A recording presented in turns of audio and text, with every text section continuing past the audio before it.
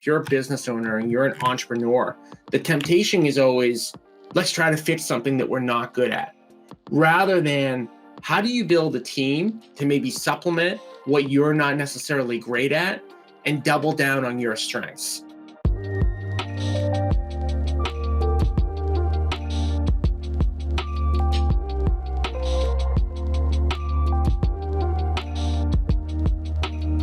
Welcome to another edition of the Tuesday at 11 a.m. live stream. As you guys know, each and every week in the Agent Investor Facebook group, I go live with a different topic. Typically, I plan out those topics well in advance. This week specifically, I wanted to reach out to the people who are in the group. I asked the question in the Facebook group of what you guys kind of wanted me to cover. And I got a few different suggestions, and the suggestion that I'm going to end up going with today are the top 10 business lessons that I've learned from being in business for about 20 years at this point.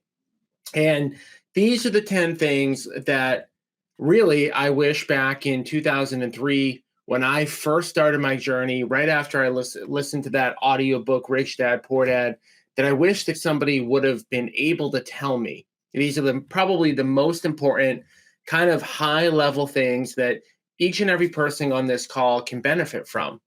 Now, for those of you who are not tuning in or don't know that we have a live stream every Tuesday at 11, make sure that you're in the Facebook group, the Agent Investor Facebook group, by going to www.agentinvestor.com. You can register for the group completely free. And every Tuesday at 11 o'clock, I will do a live stream. The second thing I just wanted to point out is that if you are not already listening to the Agent Investor podcast, I highly recommend that you do so. You can listen to all episodes of the Agent Investor podcast at www.agentinvestorpodcast.com. All right, well, without further ado, I want to hit on these 10 things that, again, I wish somebody had told me right in the beginning of my real estate career. Lesson number one, which I wish that somebody had told me in the beginning stages of my real estate career, was get educated, okay? Now, I know that if you've been a loyal listener of mine or you've been on my podcast, you know that I'm a big believer in education. One thing that I've learned and that I've noticed that it's across the board for all high achievers in business is that they are always getting educated. And I think the perspective that I want to give you, which is kind of like the wrong thing that I thought in the beginning phase of getting into this, is that maybe you read one book or two books or three books, or maybe you go through one coaching program, or maybe you listen to 10 podcast episodes, and then you kind of at that point know everything that you need to know. And the reality is that the amount of information that you can learn to perfect your craft is really endless. That isn't to say that you can't get a really good base and get to a point where you know most of what you need to know. But especially, in 2023, things are always changing. Technology is changing. The way the world is changing. So make a commitment to getting educated. And the simplest things that I would say about this is I wouldn't make getting educated something that you have to block out time for.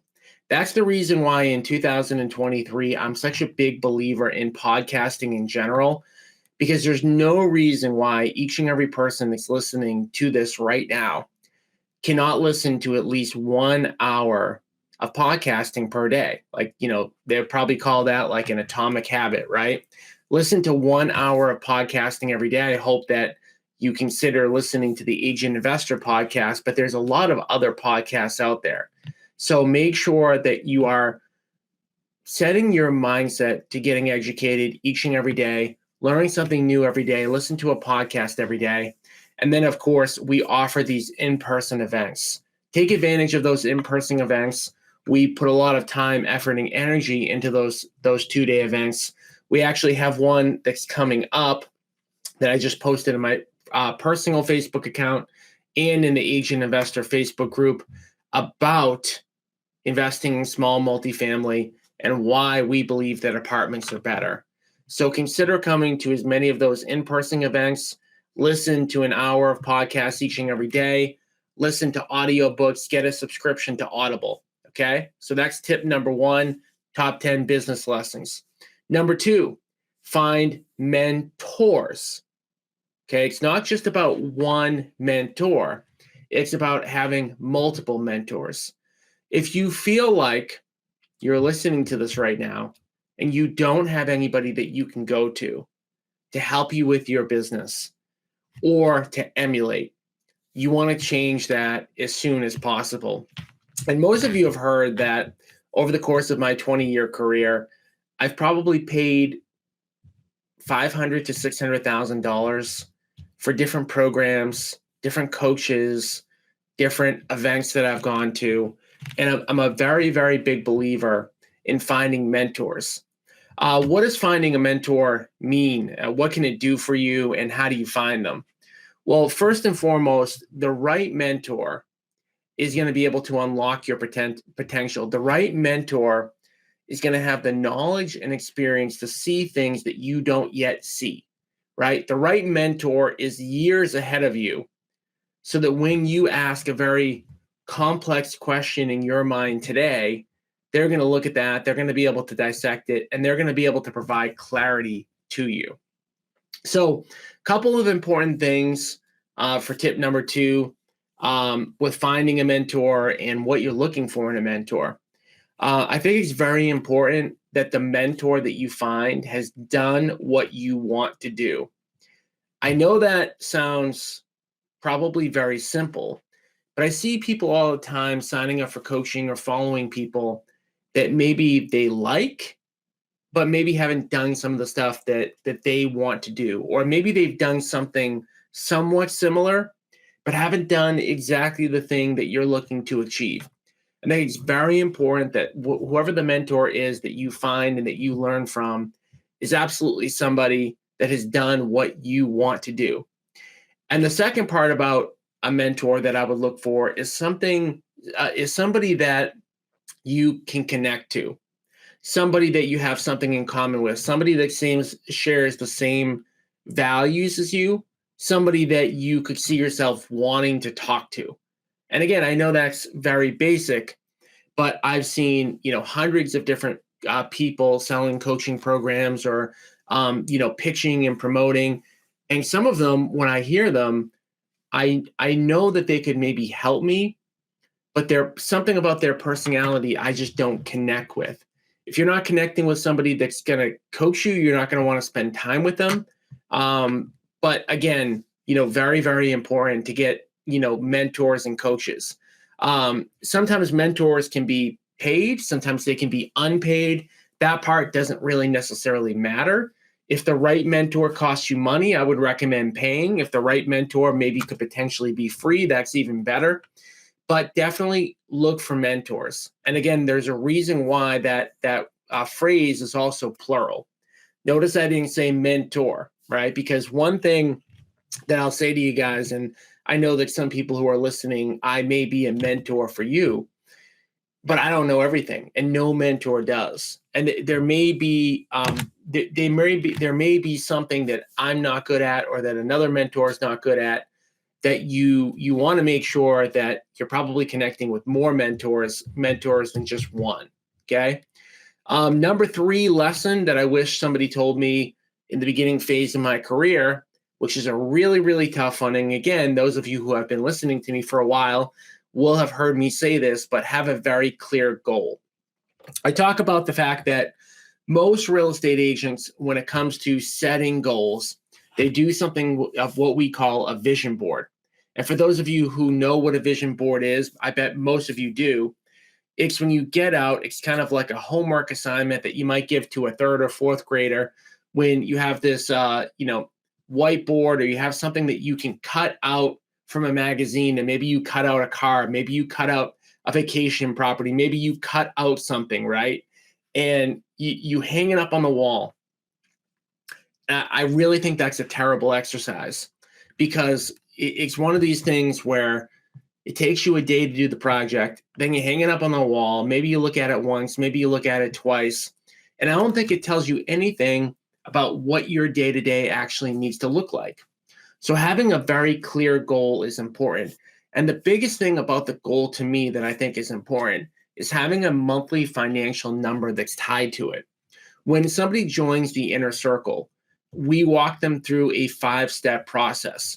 One of those things in the 5-step process is to determine where you want to be 5 to 10 years into the future. And I have a worksheet that actually makes the people outline how much that's going to cost them. Okay. So it's cool to have something up on a board that shows a really nice car, a really nice house, shows a vacation or two, maybe shows something about your family. I mean, really, all of kind of the cookie cutter stuff when it comes to creating a vision board. It's another thing to then have the exact dollar amount per month that you need to achieve through investing in real estate. And when we talk about, having a clear goal, it's not necessarily all just about money, right? You need the money in order to have the things that you want. That's a lot of times what we think about first. But it's also, what type of lifestyle do you want? Do you want real estate investing to give you? Is it that you want to cut down on the hours that you're working? Or do you want to have the ability to work from anywhere? Or do you want to just have the ability to not work nights and weekends anymore? You're a real estate agent that's currently working nights and weekends. Maybe you don't want that anymore. The clearer that you can have of a goal, the easier it's going to be to set your daily schedule. Keep in mind that it's all well and good to have this vision board and to think about what we want in the future, but we have to have a plan that gets all the way down to, on Tuesday, May 9th, 2013 at 11 o'clock, what should I be working on? What should my weekly stacks look like? What should my weekly numbers look like? If you wake up any day, like if you wake up tomorrow and you're not 100% sure what tasks you need to be doing in order to achieve the life that you want through investing in real estate, then there's a problem.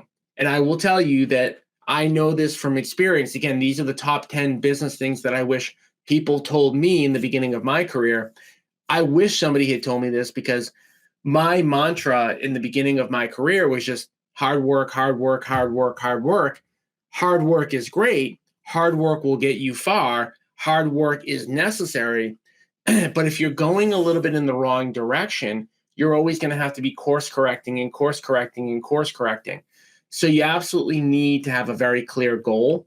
For those of you who are unsure of exactly how you're going to get there, what you should be achieving, if you don't know what your day-to-day should look like, this would be a great opportunity to book a one-on-one call with me at www.agentinvestorinnercircle.com.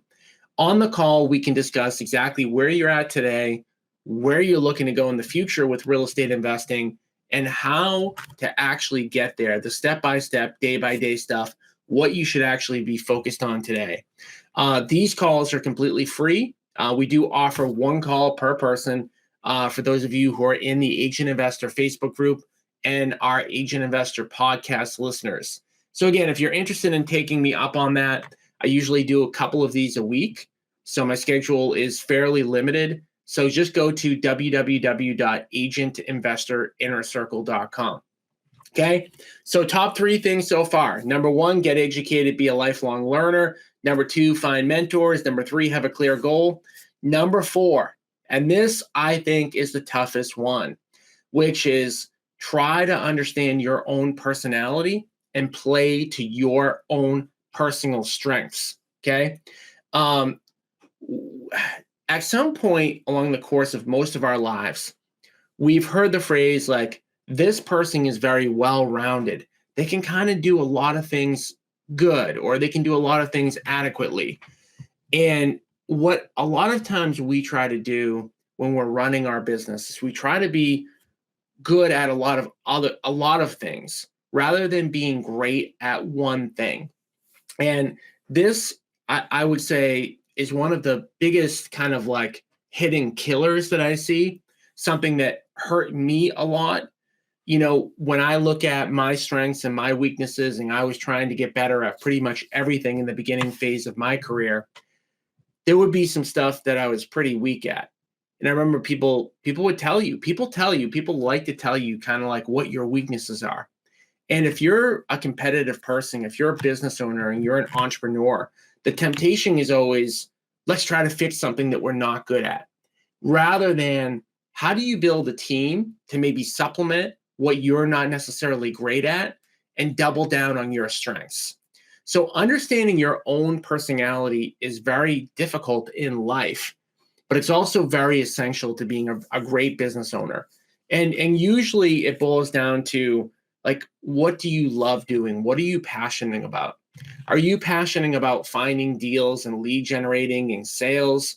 Are you passionate about management, managing properties, managing processes? Are you passionate about raising capital? What are you passionate about? Are you passionate about growing a team? What type of work do you tend to gravitate towards? In general, and this is going to be like probably way too general, and why I recommend jumping on an inner circle call. But in general, the work that you tend to gravitate to is typically what your highest and best use is. It's probably your superpower. And by default, we kind of like go to that, direction. So we need to figure out how to build your business around what your strengths are, not around what your weaknesses are. Okay. Number 5, top 10 lesson that I've learned that, I think that it's a common sense thing, but it's easier said than done, which is to do the right thing. Okay. Treat people with respect, do the right thing. We are in an industry that's very, very small. We're also in a world that has never been, smaller. And I can remember, I could give you guys a bunch of ideas about doing the right thing. And I can remember, things in the beginning phases of my career that I would do that wasn't necessarily immoral or unethical, but I wish that I had done better. I always kind of used to, in the beginning of my career, kind of take the approach, well, if I was right and the other person was wrong, then I'm right. So I don't really have to worry about what the other person is saying. This is just me as an example. And instead of trying to understand the other person's perspective, or maybe if somebody was angry or upset with me, just taking the extra minute to help them, to try to get them on the, feeling good.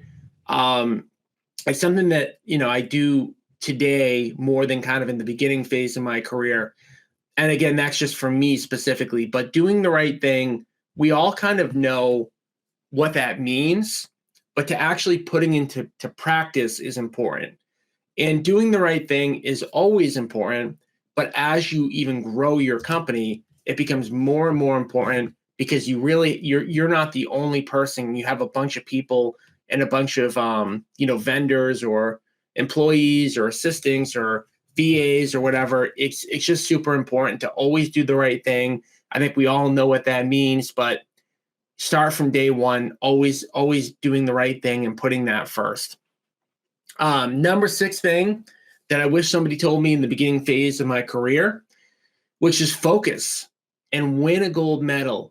Okay. I've told you guys this story over and over again. I'm going to tell it really quick. I've told the story a lot because it is something that when people get on inner circle calls with me, which you can do at www.agentinvestorinnercircle.com, it's almost every single call that I jump on with somebody, there's an issue with this, which is that we believe as humans that we need to be doing a lot of different things. And that may be even something that's entrenched a little bit in American society, that we're always like juggling and juggling and juggling. And the people who are juggling the most, they tend to kind of get the most attention, or they tend to get a pat on the back saying how great you are at doing so many different things. At the end of the day, that's not what you want to do, especially in real estate investing. It really doesn't matter, though, whether it's real estate investing or retail sales or any business. The market Okay, not society, but the actual economy rewards excellence. So you want to make sure that you're focused on one type of investing, whether it's fix and flip or buy and hold or apartments or passively investing or storage units. It really doesn't matter what it is. The better that you can get at that one specific narrow niche, the better the results you're going to get. And if you study highly successful people, you will see that they put all of their effort into one thing. And I think the quote, I'm going to screw this quote up a little bit, but it's a Warren Buffett quote. And a lot of times people will say, well, don't put, all of your eggs in one basket. And Warren Buffett says, you want to put all your eggs in one basket, but you want to make sure that you are focused on that basket. And again, I've certainly screwed up exactly how he says it, but I think you guys kind of get the point. Number 7, top 10 things that I wish I had known kind of in the beginning phase of my career. Find your tribe. Okay. So there are a lot of different ways in order to be successful in real estate, whether it's retail or investing. You need to get around other people that are doing it. Sometimes that means, joining a coaching program. Sometimes that means just networking. Sometimes it means showing up at conferences. Whatever it means for you to get around other people, like-minded individuals in order to do this, it's hugely important. You are not, I can tell you this, human nature. Like if you get around, they say there's a quote that all of you have heard, you're the average of the 5 people that you spend the most amount of time with. And that is just a fact based on how humans act. Humans tend to kind of, we operate in tribes, right? That's how we were literally born. That's in our DNA. And we tend to kind of do things that are similar to the people that we connect with on a day-to-day basis. And we tend to, even though we may think we don't, we tend to copy each other, right? So you have to be selective about who it is that you're spending the most amount of time with. Because if you're spending the most amount of time with 5 people who are open-minded and growth-oriented and super positive and hardworking, you're not going to want to be the 6th person in that group that isn't doing any of that, right? And even if you are, those other people that you're spending time with are probably going to be like, what are you doing? You're doing nothing all day. Why aren't you working? Why aren't you doing this? Why aren't you doing that? Like, why are you being negative today? Is there something that's a problem? And again, of course, like we can go the opposite direction with that. But I think you all kind of understand this. And I always say this, it doesn't mean that you have to get rid of your best friend. It doesn't mean that you have to stop talking to your parents or your siblings or your cousin or whatever. You don't need to end relationships, but you want to make sure that you are fostering, nurturing, and getting around other people that are doing this. So whether, again, that's coming to an event, whether that's to join a coaching program, there's so many things that you can do there. All right, somebody help me out here into the comment section. Warren Buffett said, put all of your eggs in one basket and watch that basket, okay? Put all of your eggs in one basket and watch that basket, which again, kind of illustrates the opposite of what most people do, right? They put eggs in a million different baskets and they're not watching any of the baskets, okay? So again, number 7, we talked about finding your tribe. Find other people that you want to be like or that you're already like, that you want to emulate, and that are growth oriented. Another thing that I wish people told me in the beginning, number 8, nothing is passive. And I actually think that when there are a lot of books, there are a lot of seminars, there are a lot of podcasts, there are a lot of people who talk about being passive, right? And essentially creating this thing that's on autopilot where you can close your eyes. And I actually think there has been more damage caused by those type of ideas than good. I'm going to explain to you why. Because if you read a book like the 4-Hour Work Week, if any of you have ever heard of that book, there are a lot of great things that are in that book. And I'm a fan of Tim Ferriss. And I do believe that at some point in your life, if you grow your business enough, you can get your weekly workload down to 4 hours a week if that was your goal. I do believe that. I think there's a lot of great things in that book.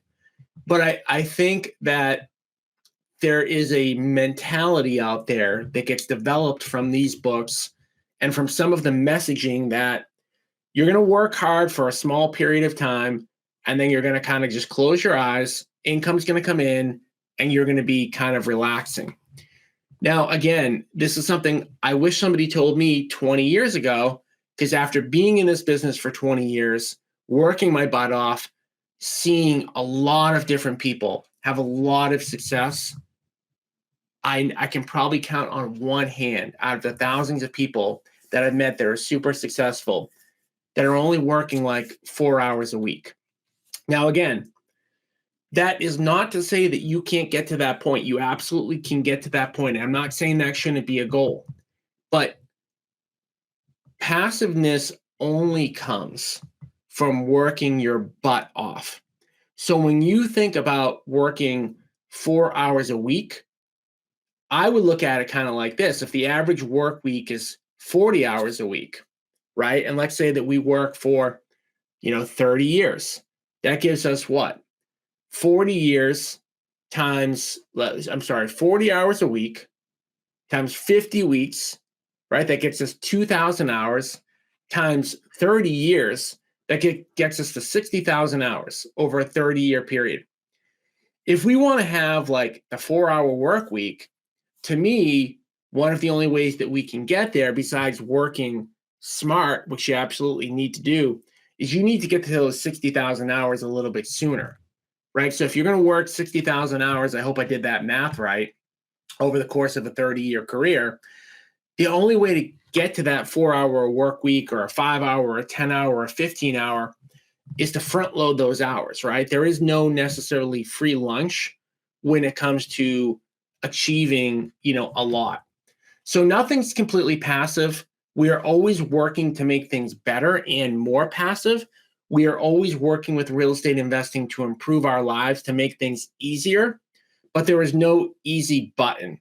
And I just want to say that because I think that real estate investing and some of the messages that come from real estate coaches and real estate investing in general, they tend to sometimes attract people that don't understand that and aren't willing to put in the effort, or don't think that that effort is required. That effort is absolutely required.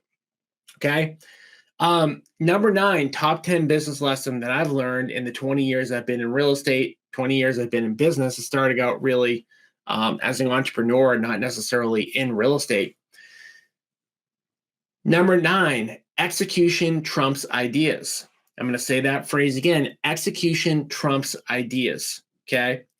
So one of the really good things about real estate and about 2023 in general is that we are not like a technology-based industry.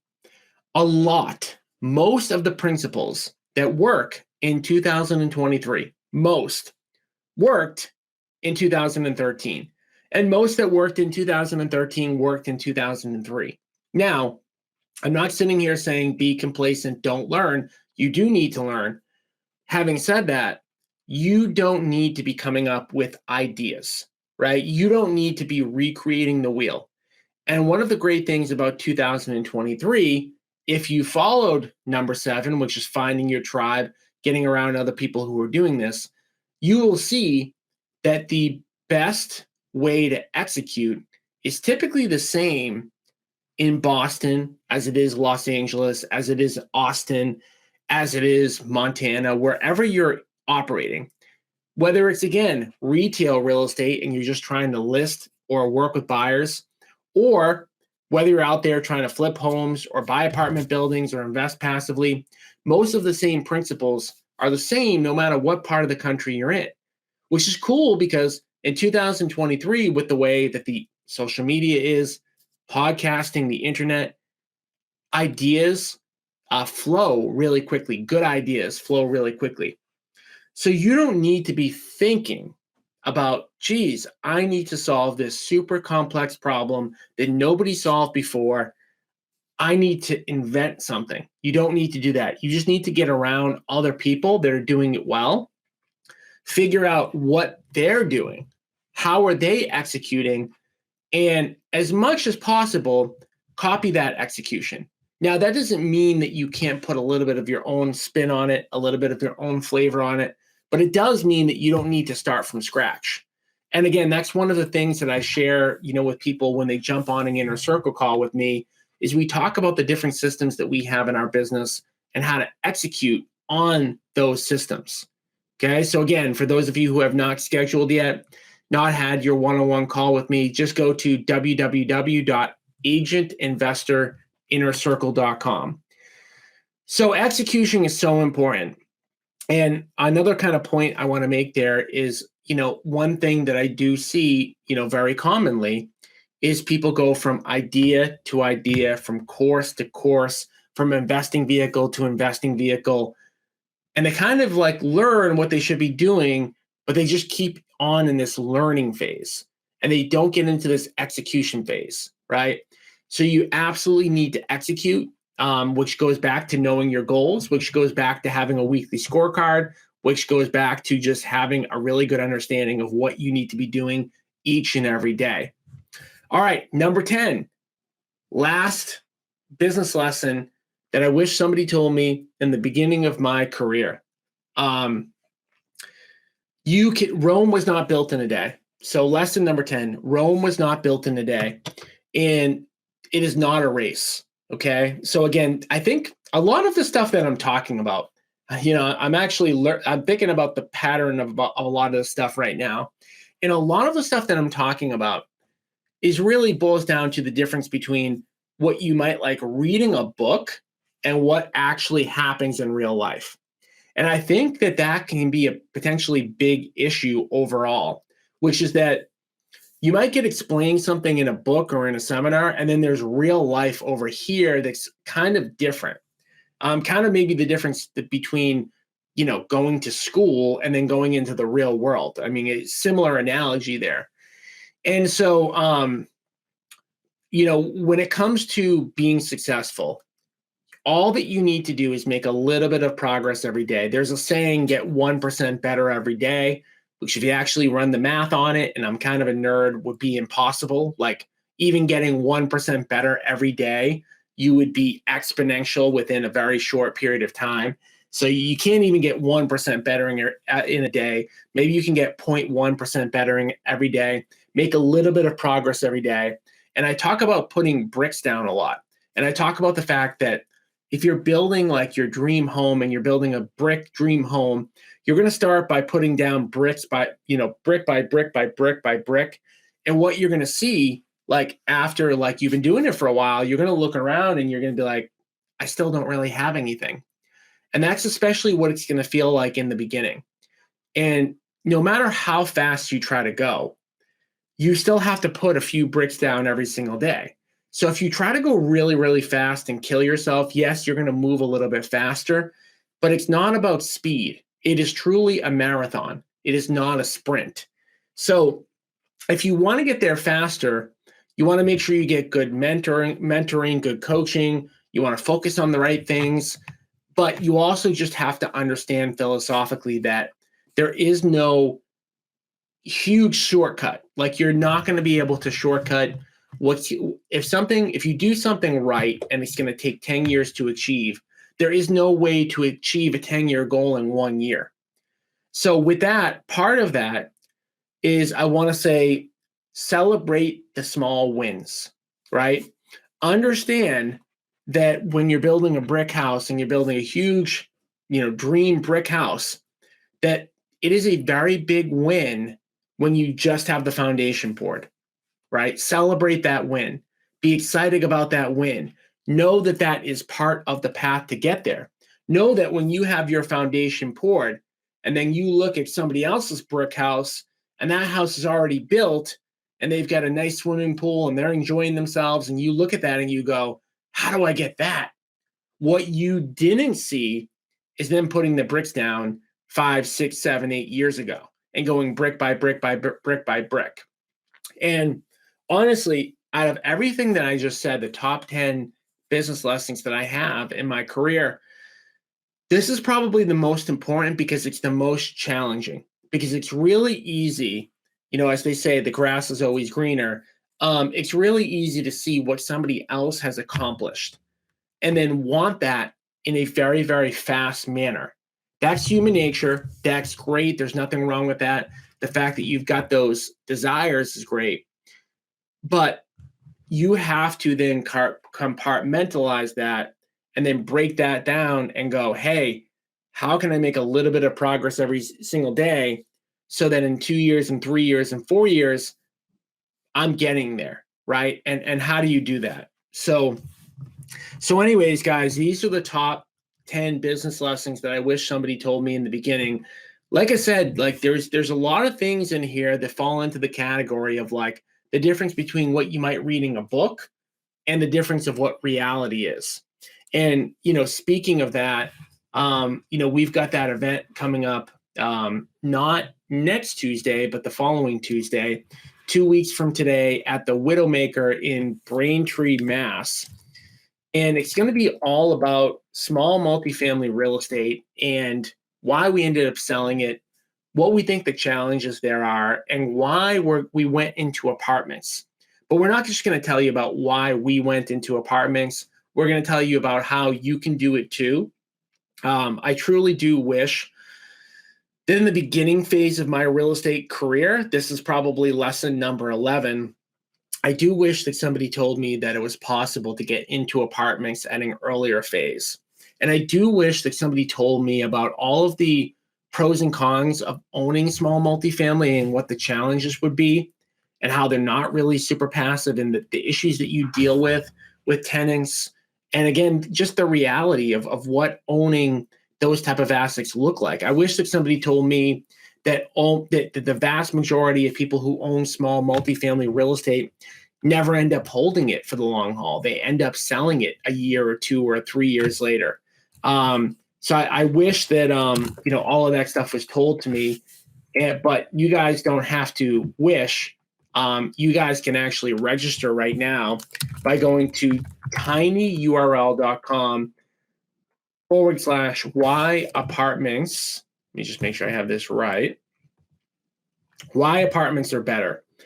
And let me just put this up on the screen just so I can share with everybody who wants to register. Let me see if I can do this.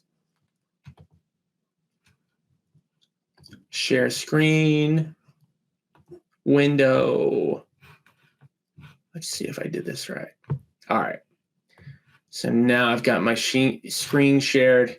Again, you can go to tinyurl.com/why apartments are better.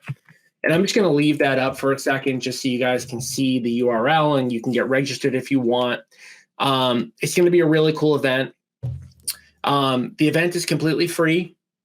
It is at a really cool place. If you guys haven't been to Widowmaker, it's a really cool place. We're going to have free food. We're going to have free drinks. It's going to be from 11 to 2 o'clock in Braintree. And it's a brewery. For those of you who have not been there, we specifically went to the South Shore because we have not been on the South Shore ever. For those of you who are in the greater Boston area, you know that if you're north of Boston, you tend to not go south. If you're south of Boston, you tend to not really go north. But we wanted to give everybody that's south of Boston or even west of Boston an opportunity to come see us in person. My whole crew will be there. We're going to talk about why we quit multifamily and why we think you should too, why other real estate investing tactics like flipping have become more challenging in our market. I'm going to share some really good information about that, how you can invest in apartments even if you don't have a ton of money and experience, and how to invest passively with us if you want to be a more passive investor. We're going to have our property manager, Bob DeVito, there. For those of you who have not heard Bob speak, Bob is an amazing and entertaining speaker. I tend to be a little bit dry, not super interesting. I'm very factual and, I know a lot about investing, but I'm not as entertaining. Bob's going to tell you what it really is like to manage, a couple of hundred apartment units, what the day-to-day is like, who it's really for, who it's not for, what some of the challenges are, how do you spot bad tenants, how do you manage tenants the right way, how to avoid getting sued. By the way, we're saying this because we've gotten sued, and we want to prevent you guys from any of those types of mistakes. So the event is going to be a really, really good one. Seating, like always, is limited. www.whyapartmentsarebetter.com. Somebody said, how about one in New Hampshire? If you're in New Hampshire and we have an event in Woburn or we have an event in Wakefield, come on, that's an easy drive, right? That's like a 30-minute drive for most people in New Hampshire. Going to the South Shore is a lot harder. Going south to North Shore is a lot harder. So that's why we are having it specifically on the South Shore. With all that being said, I do hope again that you guys schedule a call with me at www.agentinvestorinnercircle.com. It's super important to make sure that you get advice on your own individual situation. As you guys are listening to me today, a lot of what I'm saying is very global, high-level advice. It's all good advice, but how it pertains to your individual situation is important. So the call is completely free. I only offer it one per person, so take advantage, and my calendar isn't super open. So when you have a chance, if you're interested in doing it, www.agentinvestorinnercircle.com. And we'll be back again next week with another edition of live stream Tuesday at 11 o'clock. Thank you guys for tuning in, and I will talk to you all later.